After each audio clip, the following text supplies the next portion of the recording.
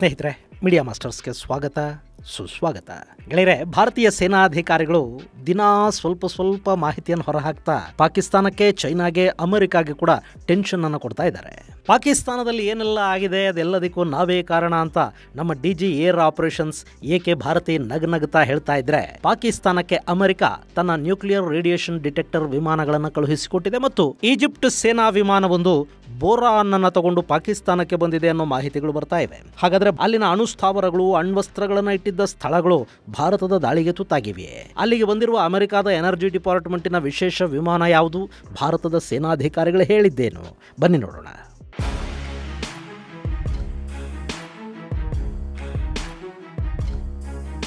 ಗೆಳೆಯರೆ, ಭಾರತ ಪಾಕಿಸ್ತಾನದ ಮೇಲಿನ ದಾಳಿಯನ್ನು ಇದ್ದಕ್ಕಿದ್ದ ಹಾಗೆ ನಿಲ್ಲಿಸಿದ್ದು, ಪಾಕಿಸ್ತಾನದ ಡಿಜಿಎಂಒ ಭಾರತಕ್ಕೆ ಕರೆ ಮಾಡಿ ದಯವಿಟ್ಟು ದಾಳಿಯನ್ನು ನಿಲ್ಲಿಸಿ ಅಂತ ಕೇಳ್ಕೊಂಡಿದ್ದು, ಅಲ್ಲಿ ಅಮೆರಿಕ ಎಂಟರ್ ಆಗಿದ್ದು, ನಾವು 48 ಗಂಟೆಗಳಿಂದ ಮಾತಾಡಿದೀವಿ ಅಂತ ವಿಶ್ವಮಾನವ ಟ್ರಂಪ್ ಬಿಲ್ಡಪ್ ತಗೊಂಡಿದ್ದು, ಇದೆಲ್ಲ ಕೂಡ ಸಾಕಷ್ಟು ಅನುಮಾನಗಳಿಗೆ ಕಾರಣ ಆಗ್ತಾ ಇತ್ತು. ಮತ್ತು ಪಾಕಿಸ್ತಾನ ಕದನ ವಿರಾಮದ ಗೋಳಾಟವನ್ನು ಶುರು ಮಾಡಿದ್ದು ಅಲ್ಲಿನ ಏರ್ ಬೇಸ್ಗಳ ಮೇಲೆ ಭಾರತ ತನ್ನ ದಾಳಿಯನ್ನು ತೀವ್ರಗೊಳಿಸಿದ ನಂತರವೇ ಅನ್ನೋದು ಕೂಡ ಅಲ್ಲಿ ತುಂಬಾ ಗಮನಾರ್ಹ ಅಂಶವಾಗಿ ಕಾಣ್ತಾ ಇತ್ತು. ಇದೇ ಸಂದರ್ಭದಲ್ಲಿ ಭಾರತ ರಾವಲ್ಪಿಂಡಿ, ಇಸ್ಲಾಮಾಬಾದ್ಗಳ ಏರ್ ಬೇಸ್ಗಳ ಮೇಲೆ ದಾಳಿ ಮಾಡಿದ ಮೇಲೆ ಅಲ್ಲಿನ ಅಣುಸ್ಥಾವರಗಳು ಹಾಗೂ ಡ್ಯೂಯಲ್ ಪರ್ಪಸ್ ಅಣುಸ್ಥಾವರಗಳು ಅಂದ್ರೆ ಸೇನೆ ಹಾಗೂ ನಾಗರಿಕರು ಇಬ್ಬರೂ ಬಳಸಬಹುದಾದ ವ್ಯವಸ್ಥೆಗಳು, ಇಂಧನ, ವಿದ್ಯುತ್ ಸ್ಥಾವರಗಳು ಹಾಗೂ ಇನ್ನಿತರ ಸ್ಟ್ರಾಟಜಿಕ್ ಪ್ಲೇಸ್ಗಳ ಮೇಲೆ ಕೂಡ ಭಾರತ ದಾಳಿ ಮಾಡುತ್ತೆ ಅನ್ನೋ ಭಯ ಮತ್ತು ನ್ಯೂಕ್ಲಿಯರ್ ಸೆಂಟರ್ಗಳ ಮೇಲೆ ದಾಳಿ ಮಾಡೋ ಸಾಧ್ಯತೆಗಳ ಬಗ್ಗೆ ಬಂದ ಇಂಟೆಲಿಜೆನ್ಸ್ನ ವರದಿಗಳ ಕಾರಣಕ್ಕೆ ಪಾಕಿಸ್ತಾನ ಬಿಳಿ ಬಾವುಟ ಹಿಡ್ಕೊಂಡು ಓಡ್ ಬಂತು ಅನ್ನೋ ಸುದ್ದಿಗಳು ಬಂದವು.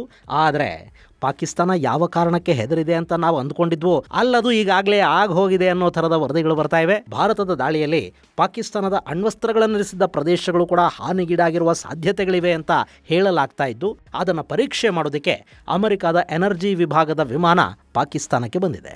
ಇನ್ನು ಭಾರತದ 3 ಪಡೆಗಳ ಅಧಿಕಾರಿಗಳಂತೂ ಇಲ್ಲಿ ಎಷ್ಟು ಮಜಾ ತಗತಿದ್ದಾರೆ ಅನ್ನೋದನ್ನ ನೀವೊಬ್ಬರ ಪ್ರೆಸ್ ಬ್ರೀಫಿಂಗ್ ನೋಡಿದ್ರೇನೆ ಗೊತ್ತಾಗೋದು. ಇವತ್ತು ಕೂಡ 3 ಪಡೆಗಳ ಆಪರೇಷನ್ ವಿಭಾಗದ ಮುಖ್ಯಸ್ಥರೊಂದು ಪತ್ರಿಕಾಗೋಷ್ಠಿ ನಡೆಸಿದ್ರು. ಅದರಲ್ಲಿ ಸೆಂಟರ್ ಆಫ್ ಅಟ್ರಾಕ್ಷನ್ ತರ ಕಂಡಿದ್ದು ಏರ್ ಆಪರೇಷನ್ಸ್ ನ DG air marshal Avadhesh Kumar Bharti, A K Bharati.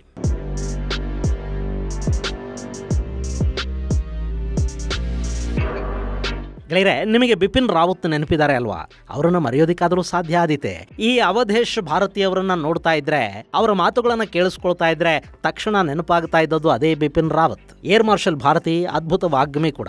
ಕವನಗಳನ್ನ ಹೇಳ್ತಾರೆ, ರಾಮಚರಿತ ಮಾನಸ ಉಲ್ಲೇಖ ಮಾಡ್ತಾರೆ. ಅಷ್ಟೇ ಅದ್ಭುತವಾಗಿ ಹಾಸ್ಯ ಭರಿತ ಶೈಲಿಯಲ್ಲಿ ಯುದ್ಧವನ್ನು ಕೂಡ ವರ್ಣಿಸ್ತಾರೆ. ಆದರೆ ಭಾರತ ಪಾಕಿಸ್ತಾನಕ್ಕೆ ಯಾವೆಲ್ಲ ನಷ್ಟವನ್ನು ಉಂಟು ಮಾಡಿದೆ ಅನ್ನೋದನ್ನ ಸಂಪೂರ್ಣವಾಗಿ ಅವರು ಹೇಳ್ತಾ ಇಲ್ಲ. ಎಷ್ಟು ಯುದ್ಧ ವಿಮಾನಗಳನ್ನ ಭಾರತೀಯ ವಾಯುಪಡೆ ನಾಶ ಮಾಡ್ತು, ಎಷ್ಟು ಡ್ರೋನ್ಗಳನ್ನು ಹೇಗೆಲ್ಲ ಹೊಡೆದ್ರು, ಅದು ಆಪರೇಷನ್ ಡೀಟೇಲ್ಸು, ಅದನ್ನು ಕೇಳಬೇಡಿ. ನಮ್ಮ ಟಾರ್ಗೆಟ್ ಏನಿತ್ತು ಅದನ್ನು ಪೂರ್ಣಗೊಳಿಸಿದೀವಿ ಅಂತ ಹೇಳ್ತಲೇ ಸೂಕ್ಷ್ಮವಾಗಿ ಕೆಲ ಸಂಶಯಗಳಿಗೆ ಪರೋಕ್ಷ ಉತ್ತರಗಳನ್ನು ಕೊಟ್ಟು ಬಿಡ್ತಾರೆ ಅವಧೇಶ್ ಭಾರತಿ. ಪಾಕಿಸ್ತಾನದಲ್ಲಿ ಏನಾಗಿದೆ ಅದಕ್ಕೆಲ್ಲ ನಾವೇ ಸಂಪೂರ್ಣ ಹೊಣೆಗಾರರು. ಮುಗಿತಲ್ಲ ಅಲ್ಲಿಗೆ. ಇನ್ನು ಭಾರತ ಆಪರೇಷನ್ ಸಿಂಧೂರನ ನಿಲ್ಲಿಸಿಲ್ಲ. ಪಾಕಿಸ್ತಾನದ ಗಡಿಯಲ್ಲಿ ನಮ್ಮ ಎಲ್ಲ ಏರ್ ಡಿಫೆನ್ಸು ಹಾಗೇ ಇದೆ. ಸುಖಾಯ್ ಯುದ್ಧ ವಿಮಾನಗಳು ಗಡಿಯಲ್ಲಿ ಸಿದ್ಧವಾಗೇ ನಿಂತಿವೆ ಅಂತ ಹೇಳೋ ಮೂಲಕ ಯಾವ ಕ್ಷಣದಲ್ಲಿ ಬೇಕಾದರೂ ನಿಮ್ಮ ಮೇಲೆ ಬೀಳೋದಕ್ಕೆ ನಾವು ಸಿದ್ಧ ಇದ್ದೀವಿ ಅನ್ನೋ ಸಂದೇಶವನ್ನು ಕೂಡ ಪಾಕಿಸ್ತಾನಕ್ಕೆ ಕೊಟ್ಟಿದ್ದಾರೆ. ಇನ್ನು ಇತ್ತೀಚಿನ ದಿನಗಳಲ್ಲಿ ಡ್ರೋನ್ಗಳ ಮಹತ್ವ ಹೆಚ್ಚಾಗ್ತಾ ಇದೆ. ಟರ್ಕಿಯ ಡ್ರೋನ್ಗಳ ಬಗ್ಗೆ ವಿಶೇಷವಾಗಿ ಹೇಳ್ತಾರಲ್ಲ ಅನ್ನೋ ಪ್ರಶ್ನೆಗೆ ಏರ್ ಮಾರ್ಷಲ್ ಕೊಟ್ಟ ಉತ್ತರ ತುಂಬಾನೇ ಚೆನ್ನಾಗಿತ್ತು. ಅವ್ರು ಹೆಚ್ಚೇನು ಹೇಳೋದಕ್ಕೆ ಹೋಗ್ಲಿಲ್ಲ. ನಾವು ಹೊಡೆದಕ್ಕೆ ಎಡವಿದೀವಿ ಅಂತ ಆಗ್ಲೇ ನಿಮಗೆ ಫೋಟೋ ತೋರಿಸ್ದೆ ಅಲ್ವಾ, ಅದು ಟರ್ಕಿಯ ಈಹಾ ಡ್ರೋನ್ ಅಂತ ಹೇಳಿದರು. ಅಲ್ಲಿಗೆ ಭಾರತದ ಕಡೆಗೆ ಗಡಿಯಾಚೆಯಿಂದ ಬರೋದು ಡ್ರೋನ್ ಆಗಿರಲಿ, ಯುದ್ಧ ವಿಮಾನ ಆಗಿರಲಿ, ಮಿಸೈಲ್ ಆಗಿರಲಿ, ಅದನ್ನು ಗಡಿ ದಾಟೋದಕ್ಕೆ ನಾವು ಬಿಡೋದಿಲ್ಲ ಅನ್ನೋದನ್ನ ತುಂಬ ಸ್ಪಷ್ಟವಾಗಿ ಹೇಳಿದ್ದು ಮಾತ್ರ ಅಲ್ಲ, ಚೈನಾದ ಅತ್ಯಂತ ಬಲಿಷ್ಠ ಅಂತ ಹೇಳಲಾಗುವ PL-15 ಕೂಡ ನೆಲದ ಮೇಲೆ ಬಿದ್ದಿರೋ ಚಿತ್ರ ತೋರಿಸಿದ್ರು. ಆ ಮೂಲಕ ಚೈನಾಗೆ ಕೂಡ ಮಾತಾಡದೆ ಕಾಮಿಡಿ ಮಾಡಿದ್ರು ಏರ್ ಮಾರ್ಷಲ್ ಭಾರತಿ. ಈ ನಡುವೆ ಭಾರತ ಪಾಕಿಸ್ತಾನದಲ್ಲಿ ಕಿರಾನಾ ಹಿಲ್ಸ್ ಅಲ್ಲಿ ನ್ಯೂಕ್ಲಿಯರ್ ಬೇಸ್ಗೆ ಮಿಸೈಲ್ ನುಗ್ಗಿಸಿದೆಯಂತೆ, ನಿಜಾನಾ ಅನ್ನೋ ಪತ್ರಕರ್ತರೊಬ್ಬರ ಪ್ರಶ್ನೆಗೆ ಕಿರಾನಾದಲ್ಲಿ ಪಾಕಿಸ್ತಾನದ ನ್ಯೂಕ್ಸ್ ಇವೆ ಅನ್ನೋದು ನಮಗೆ ಗೊತ್ತೇ ಇರಲಿಲ್ಲ, ನಾವಲ್ಲಿಗೆ ಹೊಡೆದೂ ಇಲ್ಲ ಅಂತ ನಗನಗತಲೇ ಹೇಳ್ತಾ, ನೀವು ನಿಮಗೇನು ಬೇಕೋ ಅದನ್ನು ಅರ್ಥ ಮಾಡ್ಕೊಳ್ಳಿ ಅನ್ನೋ ಥರದ ಲುಕ್ ಅನ್ನು ಕೊಡ್ತಾರೆ. ಬಹಳಷ್ಟು ದಿನಗಳ ನಂತರ ದಿವಂಗತ ಬಿಪಿನ್ ರಾವತ್ ನೆನಪಾಗಿದ್ದು ಈ ಅವಧೇಶ್ ಭಾರತಿಯವರ ಮಾತುಗಳನ್ನು ಕೇಳಿದ ನಂತರ. ಹಾಗಾದ್ರೆ ಭಾರತ ಕಿರಾನಾದಲ್ಲಿನ ಪಾಕಿಸ್ತಾನದ ನ್ಯೂಕ್ ಬೇಸ್ ಅನ್ನು ಹೊಡೆದು ಹಾಕ್ತಾ?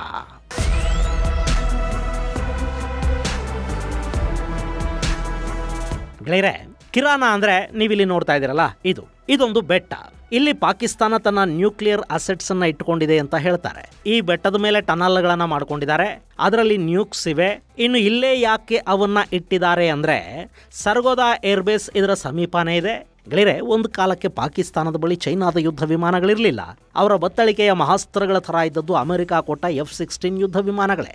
ಪಾಕಿಸ್ತಾನದ ನ್ಯೂಕ್ಲಿಯರ್ ವಾರ್ ಹೆಡ್ಗಳನ್ನು ಹೊತ್ತೊಯ್ಯೋದಕ್ಕೆ ಅವರು F-16 ಅನ್ನೇ ಬಳಸಬೇಕಿತ್ತು, ಬೇರೆ ಯಾವುದೂ ಇರಲಿಲ್ಲ. ಹೀಗಾಗಿ F-16 ಯುದ್ಧ ವಿಮಾನಗಳನ್ನು ಸದಾ ಇಡ್ತಾ ಇದ್ದ ಈ ಸರ್ಗೋದಾ ಏರ್ಬೇಸ್ಗೆ ಸಮೀಪನೇ ಕಿರಾನಾ ಹಿಲ್ಸ್ ಇದೆ.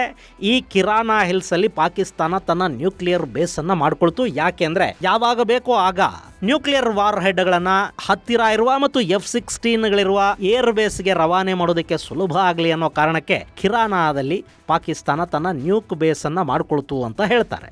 ಇನ್ನು ಅಲ್ಲಿ ಅತ್ಯಂತ ಸುಸಜ್ಜಿತ ವ್ಯವಸ್ಥೆಯನ್ನು ಅವರು ಮಾಡ್ಕೊಂಡಿದ್ದಾರೆ. ಅದಾದ ನಂತರ ಇನ್ನೂ ಒಂದಷ್ಟು ನ್ಯೂಕ್ ವಾರ್ ಹೆಡ್ಸ್ ಅನ್ನ ನೂರ್ ಖಾನ್ ಬೇಸ್ ಅಲ್ಲಿ ಇಟ್ಕೊಂಡಿದ್ದಾರೆ ಅನ್ನೋ ಮಾಹಿತಿ ಕೂಡ ಇದೆ.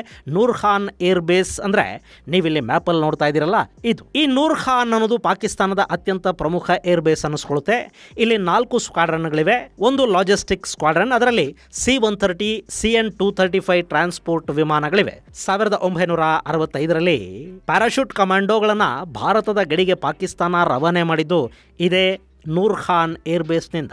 ಇನ್ನು ಇಲ್ಲೊಂದು VIP ಸ್ಕ್ವಾಡ್ರನ್ ಹಾಗೆ VVIP ಕಮ್ಯುನಿಕೇಷನ್ ಡಿವಿಷನ್ ಕೂಡ ಇದೆ. F-16, J-10, JF-17 ಸೇರಿದ ಹಾಗೆ ಪಾಕಿಸ್ತಾನದ ಯುದ್ಧ ವಿಮಾನಗಳು, ದಾಳಿಗೆ ಬಳಸುವ ಹೆಲಿಕಾಪ್ಟರ್ಗಳು ಕೂಡ ಈ ಬೇಸ್ ಅಲ್ಲಿ ಇರುತ್ತವೆ. ಹಾಗೆ ಇದರ ಕೆಳಭಾಗದಲ್ಲೊಂದು ಟನಲ್ ವ್ಯವಸ್ಥೆಯನ್ನು ಕೂಡ ಪಾಕಿಸ್ತಾನ ಮಾಡಿಕೊಂಡಿದೆ. ಅದರಲ್ಲಿ ಮಿಸೈಲ್ ಸ್ಟೋರೇಜ್ ಇದೆ, ಹಾಗೆ ನ್ಯೂಕ್ಲಿಯರ್ ವಾರ್ ಹೆಡ್ಗಳನ್ನು ಕೂಡ ಅಲ್ಲಿಟ್ಟಿರ್ತಾರೆ. ಈ ನೂರ್ ಖಾನ್ ಬೇಸು ತುಂಬಾ ಹಳೆಯದೇ ಆದರೂ ಇದರ ನವೀಕರಣಕ್ಕೆ ಚೈನಾ ಪಾಕಿಸ್ತಾನಕ್ಕೆ ಸಹಾಯ ಮಾಡಿದೆ ಮತ್ತು ಏರ್ ಬೇಸ್ನ ಕೆಳಭಾಗದಲ್ಲಿ ನೆಲದಾಳದ ಟನಲ್ಗಳನ್ನ, ಸ್ಟೋರೇಜ್ಗಳನ್ನ ನಿರ್ಮಾಣ ಮಾಡಿಕೊಟ್ಟಿರೋದು ಚೈನಾನೇ ಅನ್ನೋ ಮಾಹಿತಿ ಕೂಡ ಇದೆ. ಇನ್ನು ಭಾರತ ಪಾಕಿಸ್ತಾನದ 11 ಏರ್ ಬೇಸ್ಗಳನ್ನು ಉಳಿಸಿ ಮಾಡ್ತಲ್ಲ, ಅದರಲ್ಲಿ ನೂರ್ ಖಾನ್ ಕೂಡ ಇತ್ತು.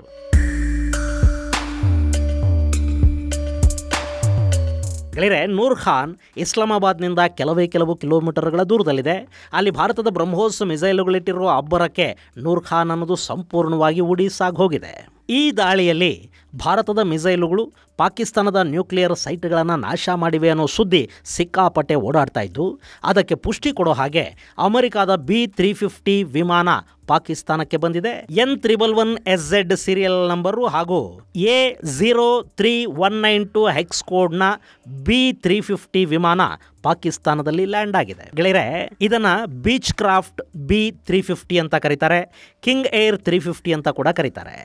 US ಡಿಪಾರ್ಟ್ಮೆಂಟ್ ಆಫ್ ಎನರ್ಜಿಯ NNSA ಅಂದರೆ ನ್ಯಾಷನಲ್ ನ್ಯೂಕ್ಲಿಯರ್ ಸೆಕ್ಯೂರಿಟಿ ಅಡ್ಮಿನಿಸ್ಟ್ರೇಷನ್ನ AMS ಅಂದರೆ ಏರಿಯಲ್ ಮೆಜರಿಂಗ್ ಸಿಸ್ಟಮ್ನ ಕಾರ್ಯಕ್ರಮದ ಅಡಿಯಲ್ಲಿ ಅಣು ವಿಕಿರಣವನ್ನು ಪತ್ತೆ ಮಾಡೋದಕ್ಕೆ ಈ ವಿಮಾನವನ್ನು ಬಳಸ್ತಾರೆ. ಈ ವಿಮಾನಗಳು ವಿಶೇಷವಾದ ವಿಕಿರಣ ಪತ್ತೆ ವ್ಯವಸ್ಥೆಗಳನ್ನು ಹೊಂದಿದ್ದು, ವಾಯು ಮತ್ತು ನೆಲದ ಮೇಲಿನ ವಿಕಿರಣ ಮಾಲಿನ್ಯವನ್ನು ರಿಯಲ್ ಟೈಮಲ್ಲಿ ಅಳೆಯುವ ಸಾಮರ್ಥ್ಯ ಇದಕ್ಕಿದೆ ಅಂತ ಹೇಳಲಾಗುತ್ತೆ. ಈ ವಿಮಾನಗಳು ಗಾಮಾ ಕಿರಣಗಳು ಮತ್ತು ನ್ಯೂಟ್ರಾನ್ ಮೂಲಗಳನ್ನು ಪತ್ತೆ ಹಚ್ಚುವ ಸೂಕ್ಷ್ಮ ಸಾಧನಗಳನ್ನು ಹೊಂದಿವೆ. ಈ ವಿಕಿರಣವನ್ನು ಪತ್ತೆ ಮಾಡುವ ವಿಮಾನ ಪಾಕಿಸ್ತಾನಕ್ಕೆ ಈ ಸಂದರ್ಭದಲ್ಲಿ ಯಾಕೆ ಬಂತು? ಇದಿಷ್ಟೇ ಆಗಿದ್ರೆ ಏನೋ ಬಂದಿರಬೇಕು ಬಿಡು ಪಾಪ, ರೀಫ್ಯೂಲಿಂಗ್ ಮಾಡಿಸ್ಕೊಳ್ಳಕ್ಕೆ ಅಂತ ಅಂದ್ಕೋಬಹುದಿತ್ತೇನೋ. ಆದ್ರೆ ಇದರ ಜೊತೆಗೆ ಈಜಿಪ್ಟ್ನ EGY-1916 ವಿಮಾನ ಕೂಡ ಲ್ಯಾಂಡ್ ಆಗಿದೆ. ಇದು ಈಜಿಪ್ಟ್ ವಾಯುಪಡೆಯ ಟ್ರಾನ್ಸ್ಪೋರ್ಟ್ ವಿಮಾನ. ಇದರ ಬಗ್ಗೆ ಫ್ಲೈಟ್ ರಾಡಾರ್ 24 ಮಾಹಿತಿಯನ್ನು ಕೊಡ್ತಾ ಇದೆ. ಈ ವಿಮಾನ ಬೋರಾನ್ ಅನ್ನು ತುಂಬಿಕೊಂಡು ಬಂದಿದೆ ಅಂತ ಹೇಳ್ತಾ ಇದ್ದಾರೆ. ಅಮೆರಿಕದ ಆದೇಶದ ಮೇರೆಗೆ ಈಜಿಪ್ಟ್ ವಾಯುಪಡೆಯ ವಿಮಾನ ಬೋರಾನ್ ಅನ್ನು ತಗೊಂಡು ಪಾಕಿಸ್ತಾನಕ್ಕೆ ಬಂದಿದೆ ಅನ್ನೋದು ಸದ್ಯಕ್ಕೆ ವ್ಯಾಪಕವಾಗಿ ಹರಡ್ತಾ ಇರೋ ಮಾಹಿತಿ. ಆದರೆ ಇದನ್ನು ಅಮೆರಿಕ ಆಗಲಿ, ಭಾರತ ಆಗಲಿ, ಪಾಕಿಸ್ತಾನ ಆಗಲಿ ಖಚಿತಪಡಿಸಿಲ್ಲ. ಅಮೆರಿಕದ ರೇಡಿಯೇಷನ್ ಡಿಟೆಕ್ಟರ್ ಬಂದಿರೋ ಬೆನ್ನಲ್ಲೇ ಈಜಿಪ್ಟ್ನ ವಿಮಾನ ಅಲ್ಲಿಗೆ ಬಂದಿರೋದು ಕುತೂಹಲಕ್ಕೆ, ಅನುಮಾನಗಳಿಗೆ ಕಾರಣ ಆಗ್ತಾ ಇದೆ. ಇನ್ನು ಹೀಗೆ ಈಜಿಪ್ಟ್ನ ವಿಮಾನ ಪಾಕಿಸ್ತಾನದಲ್ಲಿ ಲ್ಯಾಂಡ್ ಆದ ಬೆನ್ನಲ್ಲೇ ಈಜಿಪ್ಟ್ನ ವಿದೇಶಾಂಗ ಸಚಿವ ಬದರ್ ಅಬ್ದುಲ್ಲಾ ಟಿ ಭಾರತದ ವಿದೇಶಾಂಗ ಸಚಿವ S ಜೈಶಂಕರ್ ಅವರ ಜೊತೆ ದೂರವಾಣಿ ಸಂಭಾಷಣೆಯನ್ನು ನಡೆಸಿದ್ದಾರೆ. ಇವೆಲ್ಲ ಒಂದಕ್ಕೊಂದು ಜೋಡಣೆ ಆಗ್ತಾ ಹಲವಾರು ಅನುಮಾನಗಳಿಗೆ ಕಾರಣ ಆಗ್ತಾ ಇವೆ. ಇನ್ನು ಈ ಬೋರಾನ್ ಇದೆ ನೋಡಿ, ಅದರಲ್ಲೂ ವಿಶೇಷವಾಗಿ ಬೋರಾನ್ 10 ಐಸೋಟೋಪ್ ಅನ್ನ ಅಣು ವಿಕಿರಣವನ್ನು, ಮುಖ್ಯವಾಗಿ ನ್ಯೂಟ್ರಾನ್ ವಿಕಿರಣವನ್ನು ತಟಸ್ಥಗೊಳಿಸೋದಕ್ಕೆ ಬಳಸಲಾಗುತ್ತೆ. ಬೋರಾನ್ 10 ಥರ್ಮಲ್ ನ್ಯೂಟ್ರಾನ್ಗಳನ್ನು ಹೀರಿಕೊಳ್ಳೋದರಲ್ಲಿ ಅತ್ಯಂತ ಪರಿಣಾಮಕಾರಿಯಾಗಿ ಕೆಲಸ ಮಾಡುತ್ತೆ. ಹೀಗಾಗಿನೇ ಇಲ್ಲಿ ಪಾಕಿಸ್ತಾನದ ಅಣುಸ್ಥಾವರಗಳನ್ನು ಭಾರತ ಏನಾದರೂ ಹೊಡೆದುಗಿಡದು ಹಾಕ್ತಾ ಅನ್ನೋ ಅನುಮಾನಗಳು ಬರ್ತಾ ಇರೋದು. ಇನ್ನು ಭಾರತೀಯ ವಾಯುಪಡೆಯ ಅಧಿಕಾರಿಗಳು ಇದರ ಬಗ್ಗೆ ಯಾವ ಅಧಿಕೃತ ಮಾಹಿತಿಯನ್ನು ಕೊಟ್ಟಿಲ್ಲ. ಆದರೆ ಅಕಸ್ಮಾತ್ ಈ ಸುದ್ದಿ ನಿಜಾನೇ ಅನ್ನೋದಾದರೆ ಇದು ಭಾರತದ ವಾಯುಪಡೆಯ ಅತಿದೊಡ್ಡ ಸಾಧನೆ ಆಗುತ್ತೆ. ಅಮೆರಿಕಾದ ರಕ್ಷಣೆಯಲ್ಲಿದ್ದು ಅಮೆರಿಕಾದ ರಡಾರುಗಳು ಡಿಫೆನ್ಸ್ ಸಿಸ್ಟಮ್ಗಳನ್ನು ದಾಟಿ ಭಾರತೀಯ ಮಿಸೈಲುಗಳು ಪಾಕಿಸ್ತಾನದ ನ್ಯೂಕ್ಲಿಯರ್ ಬೇಸ್ಗಳನ್ನು ಹೊಡೆದಿವೆ ಅಂದರೆ ಅದು ಜಗತ್ತನ್ನು ನಿಬ್ಬೆರಗಾಗಿಸುತ್ತೆ ಅನ್ನೋದರಲ್ಲಿ ಎರಡು ಮಾತಿಲ್ಲ. ಗೆಳೆಯರೆ, ನಿಮಗೆ ನೆನಪಿರಲಿ, ಪಾಕಿಸ್ತಾನದ ನ್ಯೂಕ್ಲಿಯರ್ ಬೇಸ್ಗಳಿವೆಯಲ್ಲ, ಅವು ಅಮೆರಿಕಾದ ಕಣ್ಗಾವಲಲ್ಲಿ ಅಮೆರಿಕಾದ ರಕ್ಷಣೆಯಲ್ಲಿವೆ. ಇಷ್ಟರ ಮೇಲೂ ಅವುಗಳನ್ನು ಭಾರತದ ವಾಯುಪಡೆ ಹೊಡೆದಿದ್ರೆ ಜಗತ್ತಿನ ಅತ್ಯಂತ ಬಲಿಷ್ಠ ವಾಯುಪಡೆ ಅನ್ನೋ ಖ್ಯಾತಿಗೆ ನಮ್ಮ ಭಾರತೀಯ ವಾಯುಪಡೆ ಪಾತ್ರ ಆಗುತ್ತೆ. ಅದಕ್ಕೆ ಇರಬೇಕು ಭಾರತೀಯ ಅಧಿಕಾರಿಗಳು ಕಾದು ನೋಡಿ ಅನ್ನೋ ಥರದ ಉತ್ತರವನ್ನು ಕೊಡ್ತಾ ಇದ್ದಾರೆ. ಅವರ ಮುಖದಲ್ಲಿ ವಿಜಯದ ನಗೆ ಇದೆ, ದನಿಯಲ್ಲಿ ಕಾನ್ಫಿಡೆನ್ಸ್ ಇದೆ. ಇದು ಗೆಳೆಯರೆ ಪಾಕಿಸ್ತಾನದಿಂದ ಬರ್ತಾ ಇರೋ ಮಾಹಿತಿ ಮತ್ತು ಭಾರತದ ಸೇನಾಧಿಕಾರಿಗಳ ಪತ್ರಿಕಾಗೋಷ್ಠಿಯ ವಿವರ. ಮುಂದಿನ ಸಂಚಿಕೆಯಲ್ಲಿ ಮತ್ತಷ್ಟು ವಿಶೇಷಗಳ ಜೊತೆ ಮತ್ತೆ ಭೇಟಿಯಾಗೋಣ. ಅಲ್ಲಿವರೆಗೆ ಜೈ ಹಿಂದ್, ಜೈ ಕರ್ನಾಟಕ.